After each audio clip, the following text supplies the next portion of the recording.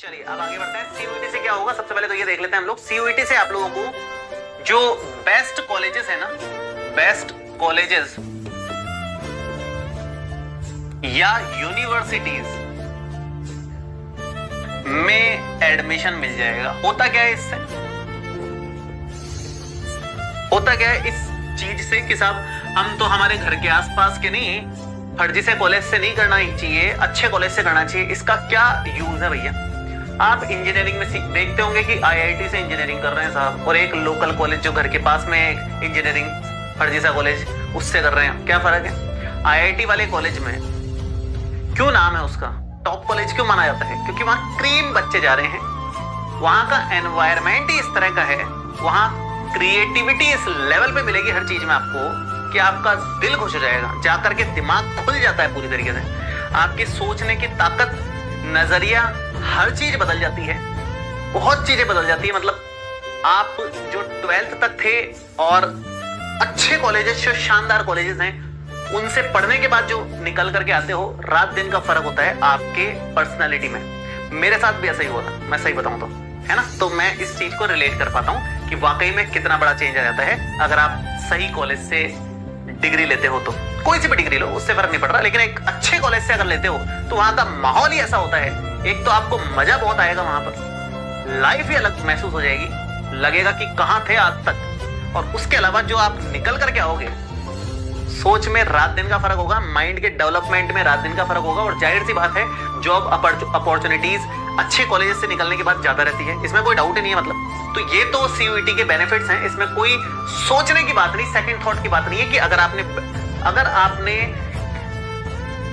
जिस बच्चे ने भी फॉर्म भर दिया ना, बैच ज्वाइन करके ही तैयारी करना, जबरदस्ती अपना टाइम वेस्ट मत करना इधर उधर की फ्री वीडियोस में। मैं सच बता रहा हूं आपको, 2 महीने की शानदार मेहनत से सीधे टॉप कॉलेजेस मिल जाएंगे आपको, ये मैं आपको गारंटी दे रहा हूं। ऐसा हर साल हम लोग करवा रहे हैं, 2 साल से करवा रहे हैं, ये 3रा साल है हमारा। सीयूईटी 3.0 बैच है, ये 3rd बैच है हमारा। ये अनुभव है इस चीज का, हमारे को बहुत अच्छा खासा अनुभव है। तो इसलिए आप लोग इस बात को समझना, अगर आपने फॉर्म भर दिया है तो बैच ज्वाइन कर ही लेना, नहीं भरा है तो फिर आपकी इच्छा है। उसके बाद तो अगर आपको जेई नीट एनडीए वगैरह की तैयारी करनी है तो भी आप इस बैच को तो ले ही सकते हो, क्योंकि इसमें पूरा 12th रिवाइज हो जाएगा केवल 2 महीने में। 2 महीने ज्यादा बोल दिए मैंने, 1.5 महीने में आपका पूरा 12th रिवाइज हो जाएगा, लगभग 1.5 महीने में। अप्रैल के एंड तक खत्म कर देते हैं हम लोग पूरी क्लासेस कब से स्टार्ट होंगी? वैसे स्टार्ट हो गई थी 7 मार्च से ही, लेकिन उस दिन केवल मैथ्स हुई और केमिस्ट्री हुई, और कोई क्लास उस दिन नहीं हुई। अगली जो क्लासेस हैं अब 9 मार्च से क्लासेस शुरू होने वाली हैं। 9 मार्च से बाकी के सब्जेक्ट्स आ जाएंगी, मतलब फिजिक्स आ जाएगी आपकी, केमिस्ट्री स्टार्ट हो जाएगी, हिंदी स्टार्ट हो जाएगी, इंग्लिश स्टार्ट हो जाएगी।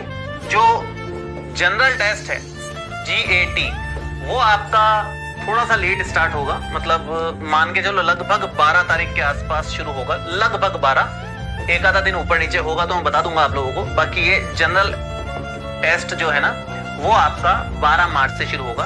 बाकी लैंग्वेज वगैरह और बाकी डोमेन सब्जेक्ट सब 9 मार्च से कंप्लीटली स्टार्ट हो जाएंगे। सिर्फ जो जनरल टेस्ट वाला जो एक पोर्शन है, जिसमें 3 अलग अलग सब्जेक्ट्स होती हैं, जिसमें क्वांटिटेटिव एप्टीट्यूड होता है, मतलब जो मैथमेटिक्स आती है 10वीं तक की कंपटीशन में, वो वाली, और रीजनिंग वाला जो पार्ट होता है, और करंट अफेयर्स और जीके वाला जो पार्ट होता है, ये 3 अलग अलग पोर्शंस होते हैं इसमें। वो सारे अपन शुरू करेंगे 12 मार्च या उसके 1-2 दिन बाद से स्टार्ट करेंगे। बाकी सब आपकी 9 मार्च से शुरू हो जाएगी, उसमें कोई दिक्कत वाली बात नहीं है, मतलब कल से स्टार्ट हो जाएंगे आप लोगों की क्लासेस का टाइम टेबल वगैरह क्या रहेगा, कौन सब्जेक्ट्स कौन पढ़ाएगा, ये भी बता देते हैं आपको। मैथमेटिक्स मैं ही पढ़ाने वाला हूँ पूरी तरीके से, शुरू से लेकर एंड तक सारा मैं ही पढ़ाऊंगा।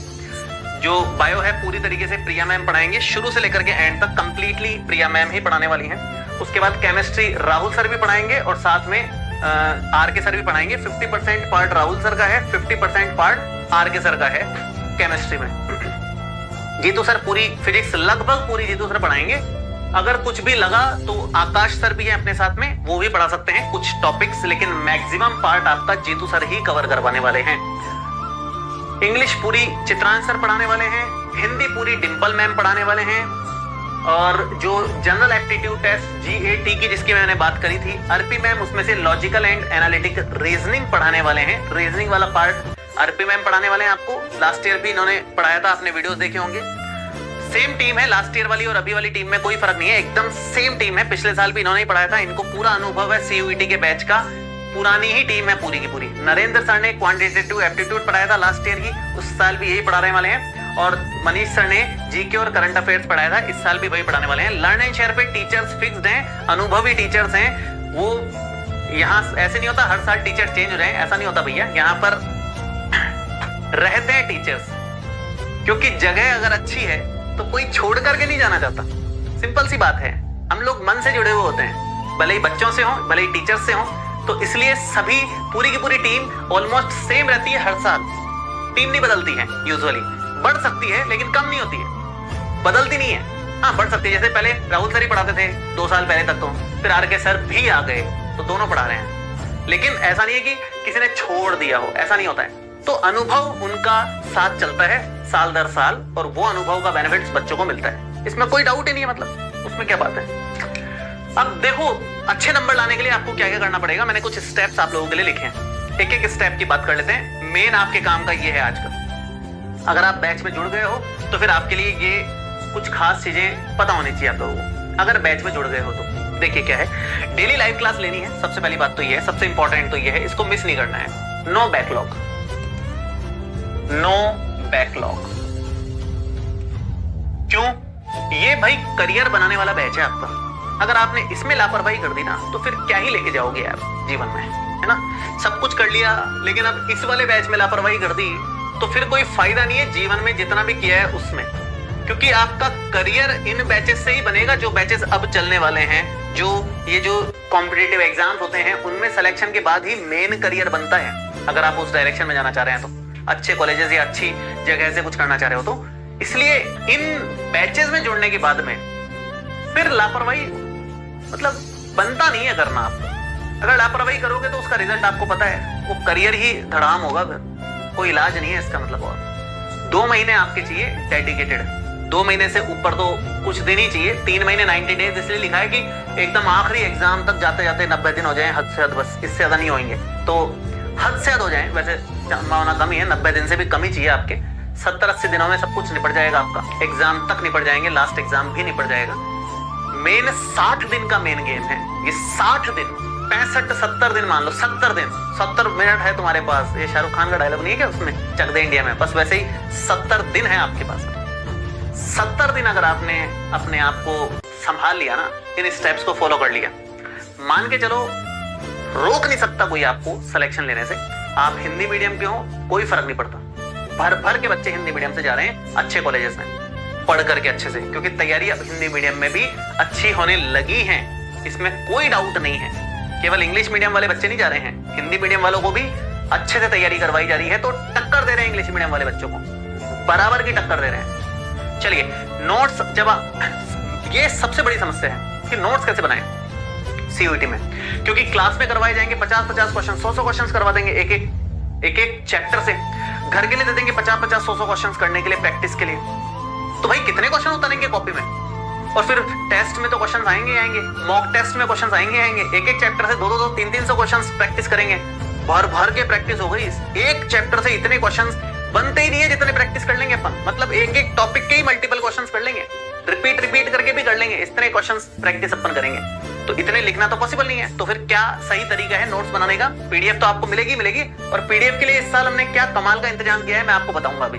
इतना शानदार इंतजाम जो आज तक हमने कभी नहीं किया, इस साल नया कुछ हमने स्टार्ट किया है, मैं अभी डिस्कस करूंगा आपसे। लेकिन पहले ये देख लो कि नोट्स में केवल की पॉइंट्स लिखने हैं। की पॉइंट्स का मतलब क्या होता है? साहब मैथ्स का क्वेश्चन करो, मैथ्स के क्वेश्चन में ये खास बात नजर आ गई कि यार इस क्वेश्चन में ये खास है, वो खास बात लिख लो कि कहीं भी काम आएगी, पता होए अपने को।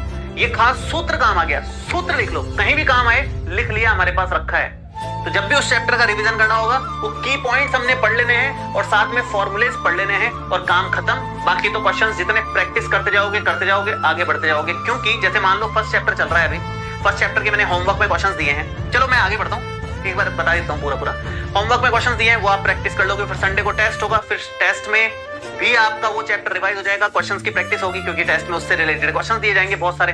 उसके बाद फिर बाद में आपके कुछ चैप्टर्स के मिलाकर के टेस्ट होंगे, उसमें आपकी प्रैक्टिस हो जाएगी। और लास्ट में मॉक टेस्ट, वो भी 10-10 एक दो नहीं 10 मॉक टेस्ट। लास्ट ईयर तक हम 4-5 मॉक टेस्ट करवाते थे खाली।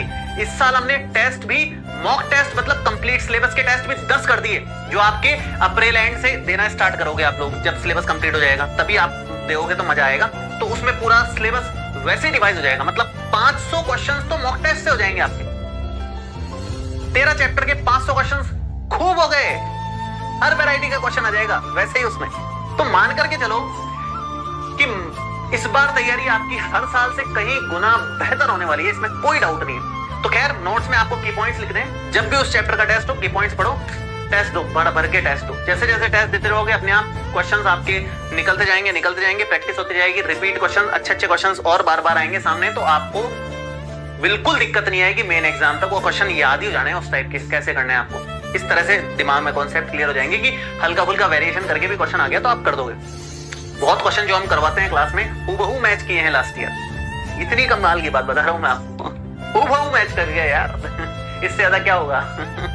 खैर तो नोट्स की टेंशन खत्म। नोट्स ऐसे बनाने मैथ्स में तो विशेष तौर पर, फिजिक्स केमिस्ट्री में पहले से ही लिख देंगे आपके मेन फॉर्मूले, सेम सब में, सारी सब्जेक्ट में सेम ही करना है। फिर जो क्वेश्चन करवाए जाएंगे उसमें कुछ खास लगे आपको नोट कर लेना, नहीं लगे छोड़ो, कोई दिक्कत नहीं, आगे बढ़ जाओ, सिर्फ प्रैक्टिस कर लो। खास लगे उसको नोट कर लो, की पॉइंट को नोट करो, क्वेश्चन भी नोट करने की जरूरत नहीं है, उस पॉइंट को नोट कर लो कि किस जगह क्या चीज हमने लगाई, क्यों लगाई, और बाकी सब चीजें प्रैक्टिस करते जाओ, बस कोई दिक्कत वाली बात नहीं है। नेक्स्ट अगर बात करें, सारे क्वेश्चंस फिर से प्रैक्टिस करने हैं क्लास होते ही, नेक्स्ट क्लास में आने से पहले, नेक्स्ट क्लास में आने से पहले, नेक्स्ट क्लास में आने से पहले आपको सारे क्वेश्चंस फिर से प्रैक्टिस करने हैं, क्योंकि जो भी क्लास होगी उसमें ढेर सारे क्वेश्चंस करवाए ही जाएंगे। ऐसा नहीं है कि केवल थ्योरी पढ़ा करके आपको फ्री कर देंगे, ऐसा कभी नहीं होगा। हर क्लास में क्वेश्चंस करवाए जाएंगे, क्योंकि मेन गेम क्वेश्चंस का ही है। थ्योरी तो आपने 12th में पढ़ ली है, उसको रिवाइज करवाने में ज्यादा टाइम नहीं लगेगा, क्योंकि कौन सा फिजिक्स का डेरिवेशन आएगा एग्जाम में, ऑब्जेक्टिव क्वेश्चन है तो डेरिवेशन तो करवाएंगे नहीं, सिर्फ रिजल्ट आपको याद दिलाया जाएगा कि साहब ये पढ़ा था अपन ने मोटा मोटा, बस। उसके बाद क्वेश्चन से क्वेश्चन करने, टॉपिक खत्म, क्वेश्चन, टॉपिक खत्म, क्वेश्चन, ऐसे ही चलेगा पूरा का पूरा। तो नेक्स्ट क्लास में आने से पहले आप उन क्वेश्चंस को एक बार फिर से प्रैक्टिस कर लें, बहुत अच्छा हो जाएगा। और साथ ही साथ प्रैक्टिस शीट सॉल्व करनी है। जैसे ही टॉपिक खत्म हो जाएगा या कभी कभी चैप्टर खत्म हो जाएगा तो आपको प्रैक्टिस शीट दी जाएगी, कभी टॉपिक के बाद देंगे, कभी चैप्टर के बाद देंगे। जब भी आपको मिले प्रैक्टिस शीट, आपको उसको सॉल्व करनी है। जब मिले सेम डे सॉल्व कर लो, सेम डे सॉल्व करने का टारगेट रखना है। हम आपका टाइम टेबल इस तरह से बनाएंगे कि आप सब कुछ सेम डे सॉल्व कर लोगे, अगले दिन के लिए कोई बर्डन नहीं बचेगा। इस बार का टाइम टेबल भी अलग बनाया है हमने, थोड़ा सा चेंज किया है टाइम टेबल में इस बार हमने।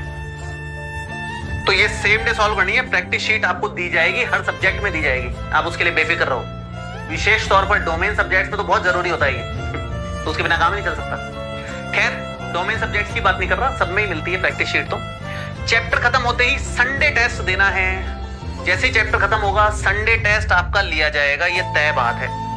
हर संडे को टेस्ट होता है, जो जो चैप्टर्स खत्म होते जाएंगे उनका टेस्ट आपको संडे को ले लिया जाएगा।